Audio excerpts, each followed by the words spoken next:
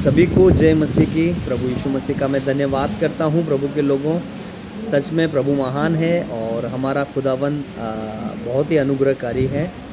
और प्रभु ने जैसे मुझसे कल बात की और मैंने सुना, क्योंकि मेरे पास सुनने के कान प्रभु ने दिए हैं। हालेलुया। मैं ऐसा नहीं कह रहा हूँ कि कान नहीं है, क्योंकि बिना कान का तो कोई भी इस दुनिया में नहीं है। कहने का मतलब कि प्रभु यीशु ने स्पेशली प्रकाशित वाक्य, जो कि इस समय की अंतिम पुस्तक है और इस समय के अनुसार सारी भविष्यवाणियाँ उसमें लिखी हुई है और वो सब पूरी भी हो रही है। हम देख रहे हैं दुनिया में जो कुछ हो रहा है प्रकाशित वाक्य में पहले से दिया हुआ है। और वही प्रकाशित वाक्य जो कि इस समय की आखिरी पुस्तक है, प्रभु ने अध्याय 2 और 3 में बहुत सारी जगहों पर 7 कलीसियाओं से बार बार कहा कि जिसके कान हो वह सुन ले कि आत्मा कलीसियाओं से क्या कहता है। हालेलुया। तो प्रभु चाह रहा है कि वो कान हम रखें कि जब आत्मा हमसे बात करे तो हम सुन सकें, क्योंकि आज सुनने वालों की कमी होने के कारण ही बहुत सारे काम नहीं हो पाते हैं। प्रभु के लोगों, प्रभु चाहता तो है बहुत सारे काम करना बड़े बड़े, जैसे चेलों के समय में हम देखते हैं, प्रेरितों के समय इंस्टेंट काम होते थे।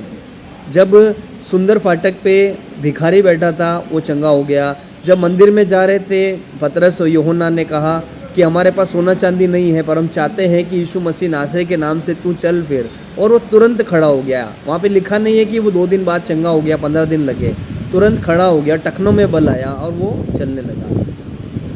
तो वैसे अद्भुत काम हैंड टू हैंड या देखने को बहुत कम मिल रहे हैं इस दुनिया में, बहुत कम।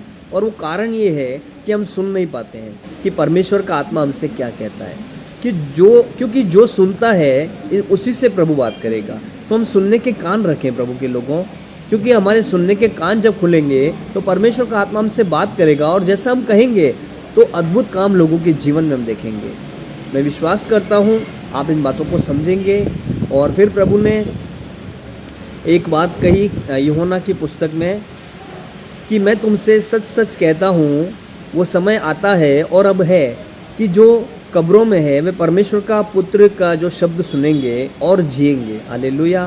प्रभु ने कहा कि जितने कब्रों में है परमेश्वर के पुत्र का शब्द सुनेंगे और जो सुनेंगे वो जिएंगे। तो प्रभु ने क्यों कहा कि वो जो सुनेंगे वो जिएंगे? क्योंकि सब नहीं सुनना चाहते। आज के समय में हर एक व्यक्ति अपना ही काम, अपना ही रास्ता देखता है। कोई भी प्रभु के पास आना नहीं चाहता जीवन पाने के लिए। इसीलिए यीशु मसीह ने कहा बार बार फरीसियों शास्त्रियों से कि मेरे बारे में पवित्र शास्त्र बताता है, लेकिन फिर भी उसके बाद भी तुम लोग मेरे पास आना नहीं चाहते, मुझसे जीवन पाना नहीं चाहते। तो शास्त्री और फरीसी जो थे वो इसी अंधेपन में जी रहे थे। आत्मिक अंधापन था उनके साथ में, कि वो धर्मी और धर्मी और धर्मी बनाते थे, अपने आप को बड़ा धर्मी समझते थे और प्रभु को तुच्छ जानते थे। तो इसीलिए मैंने प्रभु से पूछा कि प्रभु, कब्रों में वो लोग हैं जो मर चुके हैं। और फिर प्रभु के आत्मा ने मुझसे कहा, नहीं, जो इस दुनिया में प्रभु को नहीं जानते वे सब कब्रों में हैं।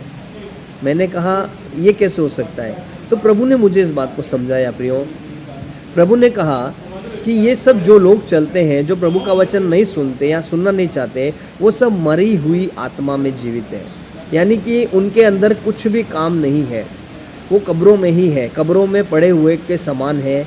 उनको कोई जीवन नहीं मिला, उनको जीवन का रास्ता ही नहीं मालूम है। और फिर प्रभु ने इसीलिए कहा कि जितने परमेश्वर के पुत्र का शब्द सुनेंगे, आज हम सुसमाचार लेके जाते हैं, जहाँ भी जाते हैं लोगों को बोलते हैं और सुनाते हैं, और जो विश्वास के साथ ग्रहण करते हैं उसी क्षण प्रभु का आत्मा उन्हें जीवन देता है, उनके अंदर जीवन आ जाता है और वो जीवित हो जाते हैं और वो कब्र से निकल आते हैं। हालेलुया। और कब्रों से निकलकर जीवित होकर फिर प्रभु के नाम का प्रचार करते हैं। तो आज जो भी प्रभु का वचन सुनते हैं प्रियो, वो कब्रों से निकल आते हैं। ये कब्र है, कब्र में ही पड़े हुए लोग हैं जो विश्वास नहीं करते। तो इन्हें हमें निकालना है प्रभु के लोगों, हमें इन्हें छोड़ना नहीं है, क्योंकि प्रभु ने कहा कि तुम जगत की ज्योति हो और सब जगहों पर जाकर प्रचार करो, कोई जगह मत छोड़ना जहाँ प्रचार ना हो।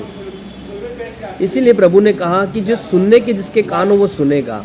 और इसीलिए परमेश्वर के आत्मा ने अंतिम समय प्रकाशित वाक्य में बातें बोली कि जिसके सुनने के कान हो वो सुने कि आत्मा कलीसियाओं से क्या कहता है। हालेलुया।